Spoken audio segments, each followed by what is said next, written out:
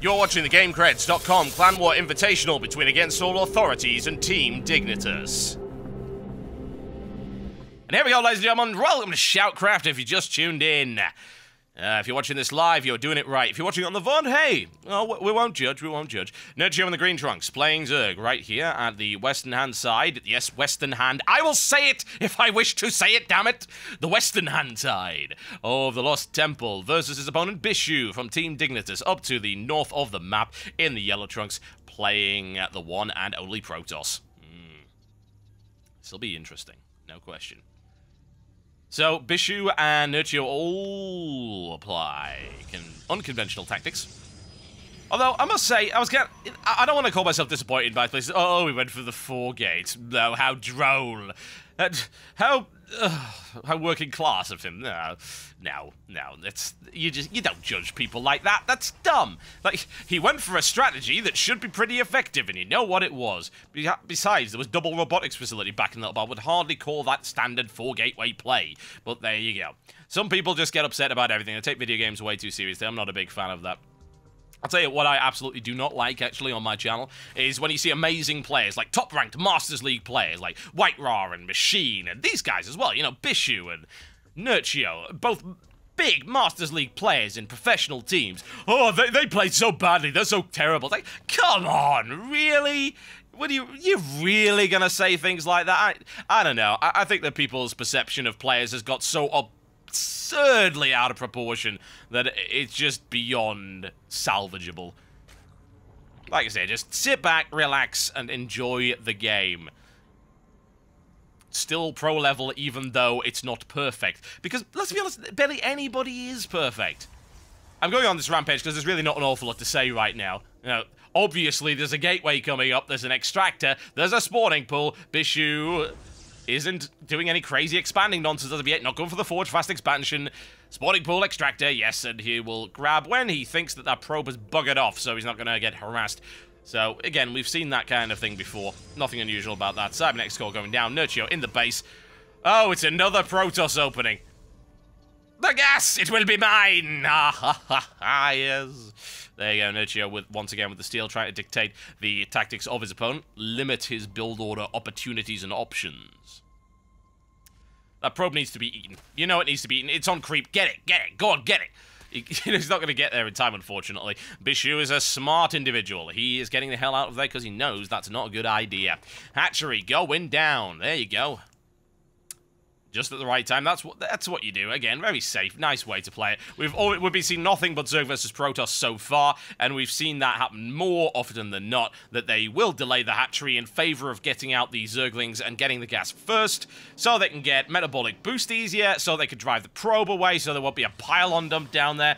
You know, much easier to deal with that than, say, an SCV. Well, actually, much harder. There you go. Getting it the wrong way around. You got an SCV down there, say, building a supply depot to block it off. Easy to nibble away at that. 4 gateways coming up right now for Bischu. Nerchio having a nibble. Spots the second. He's also actually well aware of the third because of that placement of the extractor. Interesting tactical information to know.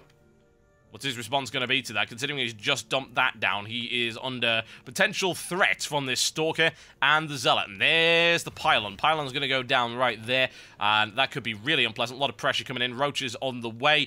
Nerchio gonna have to respond to that at some point. He doesn't really have the numbers to do so. He's got 4 Zerglings out. He's got 2 more on the way. Metabolic boost is going in. Oh, yes, let's have a nibble at the Pylon. Nicely done there. Nerchio takes the Pylon down before it's able to spawn, and that will cause a few problems for that build.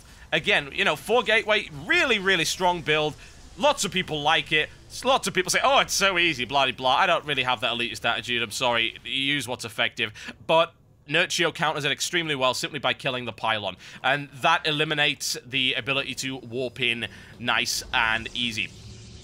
Gonna get another nibble by looks of it. Can we take the Pylon? No, we can't. Can we take a probe? If we take a probe and get a Zergling out of there, it's 3 Zerglings for a probe. Not really worthwhile, unfortunately. Bischu continues to push forward, and more importantly, it's bought time for Nerchio. Nerchio now has got the time to build something. He's got a spine crawler up, which will help him, and he is sitting on 5 roaches right now, plus the Queen. Is he going to lose the Queen? No, he's not. There you go. Nicely done there. And Zerglings on the field as well. So he's defending nicely against Bischu. He's got the numbers to do so. How However, bear in mind, pressure will continue to be applied by Bischu. In terms of the economy, pretty much equal. Nerchio slightly ahead right there. There we go, on the line. Can we take that Stalker? Kill the Stalker, nibble it. There you go, bite its legs off. It's good. Second one going on right there as well.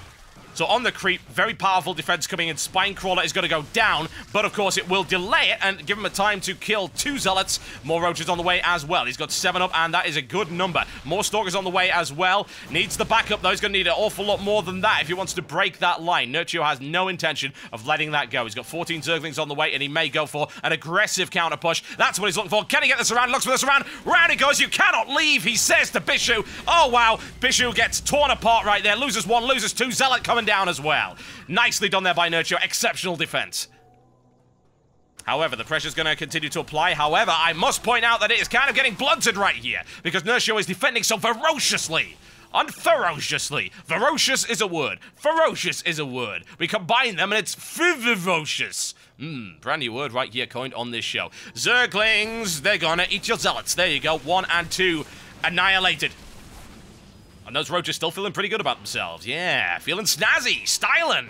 They don't need to run it at a fast speed. It's a leisurely walk. Gets this around right there. Nibble, nibble, nibble. Takes down 1. Oh, yes, and a second as well, and a third. Bischu being forced back into his base right now. The momentum completely and totally lost. Nerchio continues to hammer it home.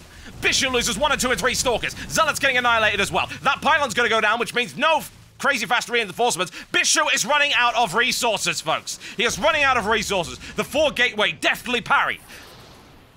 He's in a bit of a desperate situation right now. Force field coming down, and Nerchio with entire map control. Very happy about his position right now, I have to imagine, and his economy doing pretty well. Oh yeah, feeling good about it. Roaches and Zerglings extremely effective. Bischu continuing to rely on gateway units, which is not getting him all that far right now. Needs to perhaps consider a few other things, a little bit fancy stuff. Honestly, I don't think Bischu can produce enough units to deal with it. Not with 2 hatcheries down, I just don't think so. Like I say, doing pretty well on both fronts. Now, Nerchio pulling slightly ahead in terms of his economy. Send out a couple of Zerglings, run the line, see exactly what's going on. Pylon going down for Bischu. And finally, once again, Nerchio has had this up for 10 minutes. Well, 9. You know how it goes. 9 minutes he's had that. Not only has he had a scout in the base, but he has blocked off that, and as it turned out, that actually ended up killing Bischu's economy.